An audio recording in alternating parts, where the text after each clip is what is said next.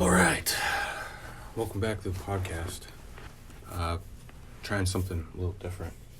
Still in my studio, but we got some stuff to talk about. A lot going on.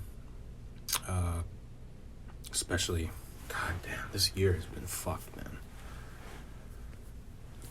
I don't know what the fuck is going on.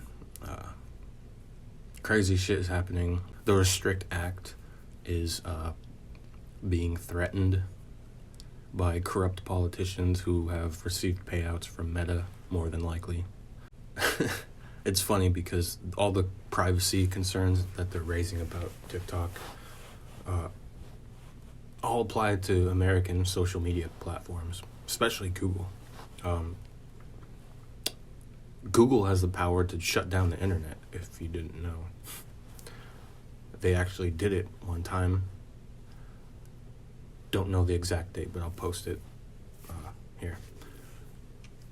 Facebook, selling data. They could sell it to China. It's just all bullshit. They've obviously spun this narrative, and they've already decided their decision. And it feels like we've never really been closer to revolution in this country.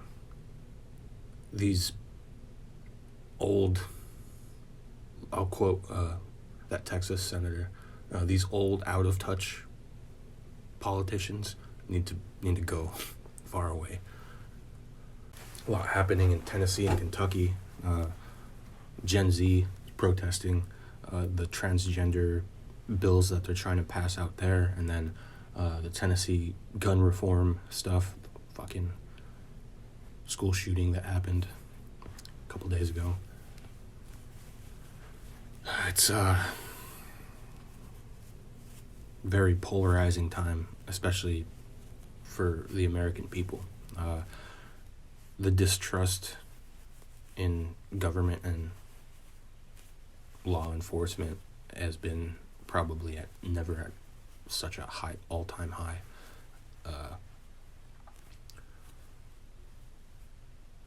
That whole Cop City thing where they murdered that protester inside of a tent, they found out that they shot pepper balls into his tent and then basically executed him.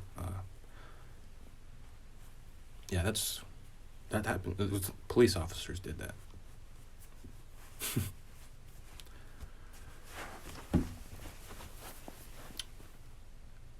I very hesitant to use this word because it shouldn't be used lightly, but I feel we're on the verge of revolution, but we are also on the verge of fascism in America. So, if you haven't heard of the Restrict Act, I suggest you go look it up, but basically it bans TikTok, it bans any sort of privacy networks, VPNs, punishable by 20 years in jail and $1 million fine. Just fucking crazy. This is basically the Patriot Act on steroids for the internet. It allows the government to basically control all data. This is absolutely insane. When I heard about this, I couldn't believe it. It's like, I know we do live in America, corrupt politicians, government, everything, false flags, operations, fucking MK Ultra, all the dark, twisted shit that our government has done to the American people throughout time, but this is fucked. To blatantly and openly introduce a bill that is fucking fascist is insane. You know what country bans stuff on the internet? China. Russia. North Korea. Yeah. So I encourage you all to contact your local representatives and tell them this is not acceptable. Their job is to serve the people, the will of the people, and there's a lot of templates you could find, but the basic message should be that if they pass this bill, you will support their opponent in the next election. You'll volunteer, donate money, whatever it takes. I've seen responses back from these senators on TikTok, and it's embarrassing. They just double down. They're just basically just talking at you, justifying their decision through bullshit, nice talk.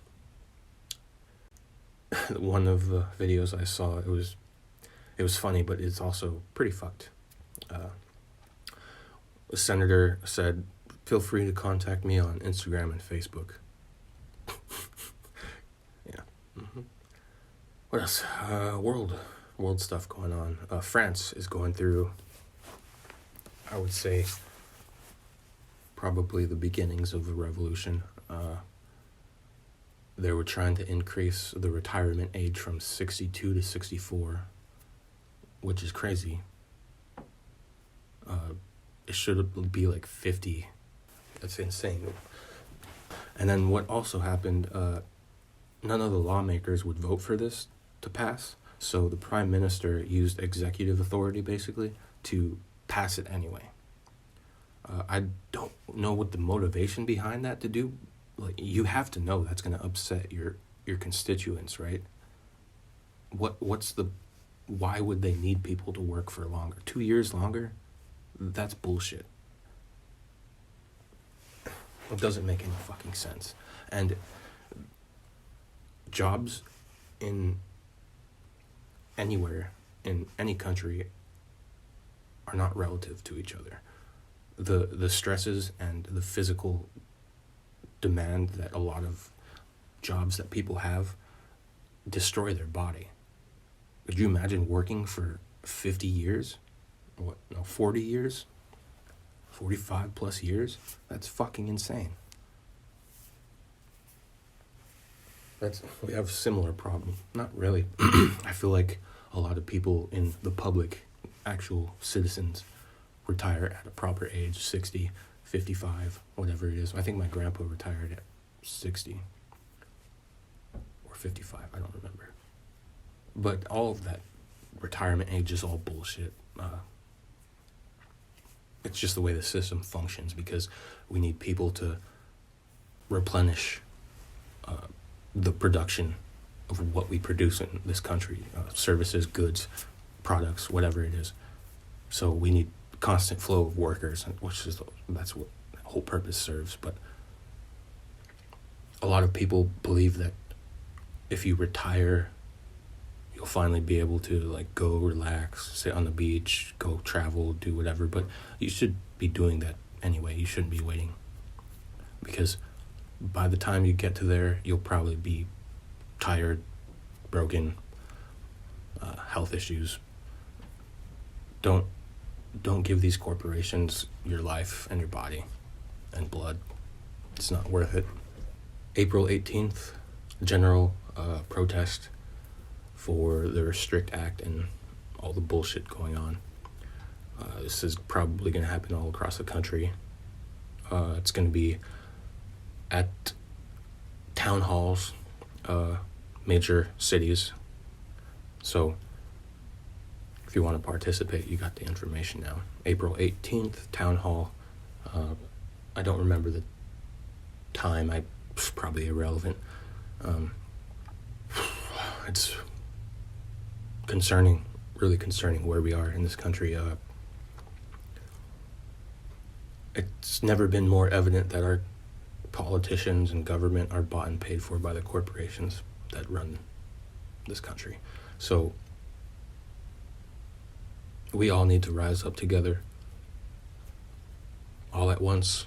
Just stop doing everything, because everybody from grocery store workers, gas station workers, servers, even police, I doubt that they would easily join in the cause, but it would take some time. But Fight Club quote, Brad Pitt, he's talking to one of these politicians. Look, the people you are after are the people you depend on. We cook your meals, we haul your trash, we connect your calls, we drive your ambulances, we guard you while you sleep. Do not fuck with us. Oh, so on a lighter note, I've gotten kind of really into jazz, thanks to Twitch. I've came across these vinyl collectors, and they basically DJ, do like a radio show for a few hours every day, and it's so fucking good, dude. I love it. I'm gonna start collecting jazz records. I've started collecting VHS tapes too. Some of my favorite movies, and then some other ones that I've seen, some ones that I haven't seen. Yeah, I love it. What's else? Oh, 2 new songs. No, 3 actually. I got one song that just released on Wednesday called Midnight. That's available now. Go check that out. I got another one coming out on the 7th called You Are Everything. Check that out when it comes out. And I got another one that I'm working on.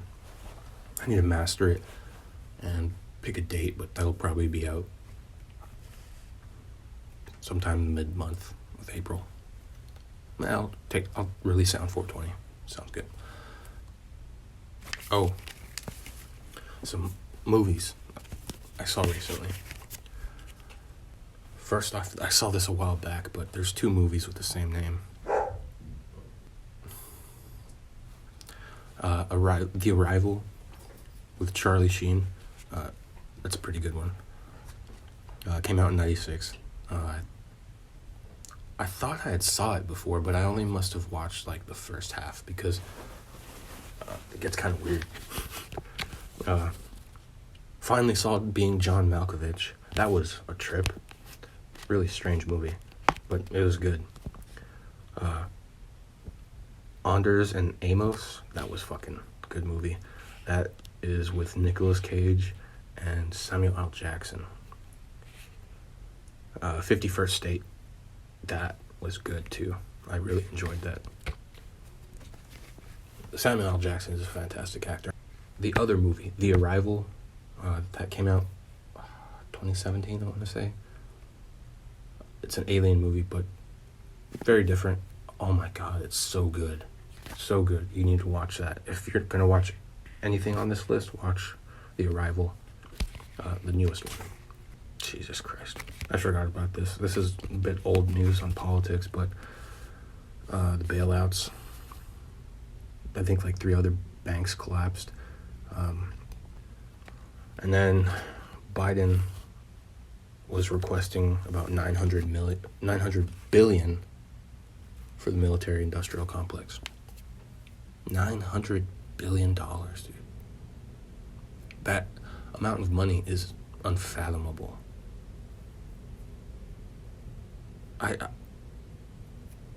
If you spent $1,000 a day, it would take you over 2,000 years to spend $1 billion. And these fucking people are pumping out trillions of debt. It's fucking insane. I know we've been talking about politics a lot this episode, but a candidate for 2024 I want to share with you. Look into her. She has some very wise words to say, and some truth. A lot of things that I think all of us have been thinking about and talking about for probably the last 20 years. Marianne Williams, candidate for 2024 presidency. She's fantastic. This is the first time I've ever heard of her. I'm Marianne Williamson, and when I was growing up, America had a vibrant middle class. The average American worker had decent benefits, could afford a home, could afford a car, could afford a yearly vacation, could afford for one member of the couple to stay home if they wished, and could afford to send their kids to college. But over the last 50 years, there's been a massive transfer of wealth to the tune of $50 trillion from the bottom 90% of Americans to the top 1%, decimating America's middle class. We all owe President Biden a debt of gratitude for defeating President Trump in 2020. But with the things that they're going to be throwing at us in 2024, we need to submit to the American people an agenda of fundamental economic reform, universal health care, tuition-free colleges at state colleges and universities, higher education including tech schools, paternity and maternity leave, free child care, and a guaranteed living wage. These are things that are considered moderate positions in every other advanced democracy. But in the United States, people have been trained to expect too little. The American people have been played. What the Democratic Party should do is to truly return to the principles of Franklin Delano Roosevelt. Not just alleviate people's suffering, but offer them genuine economic reform. Not just help people survive in an unjust system. The Democratic Party should end an unjust system. Washington, D.C., with a few brave exceptions, is filled with two major categories of leaders. Those who don't even care about all the suffering that's going on out there, and those who do not have the moral courage to fix it. Let me in there. I will. I'm Marianne Williamson, and I approve this message. Like, you don't hear politicians like blatantly, openly talking about this. It's all just fluff. Mass reformation is necessary, but I think being a politician should be a revolving door, especially for Congress, Senate, and the White House, and the judicial branch too. These judges are, if not more corrupt, just as corrupt as the politicians. Justice system is fucked. It's blight against the poor, basically. So it all needs to change. I don't have all the answers, but we need to start talking about them and start thinking about the answers. I think one good way to go about this is age limits. You shouldn't be over 60, 65, if anything, if you're working in government, making laws, deciding stuff like that. I don't know why we have 80, 90-year-old politicians. I don't know why they haven't retired, which is a blatant slap in the face of what they call the American dream, right? Why haven't they retired? It's money, right? More than likely. They like the power. They are humans, but age limits and wage limits. There's no reason politicians should be able to set their own pay or choose their own vacation times. If the general public can only take 2-week vacations per year, then the government should only be able to take 2-week vacations per year. They shouldn't have options for insider trading. They shouldn't get any bribes. No special treatment whatsoever. They're just people. They're not special. People in Washington, senators, they shouldn't get any more than the minimum wage of their state. So, $14 an hour is the minimum wage in your state, then as a senator, congressman, you're only making $28,000, $30,000 a year. I think that's fair. And I think in turn it'll reflect a drive to improve our society and our economy, because the better the economy does, the more money they will make, because that's how it should be. Trickle-down economics is bullshit. I used to hear a lot. The Boondocks talks about it. Reagan is the devil.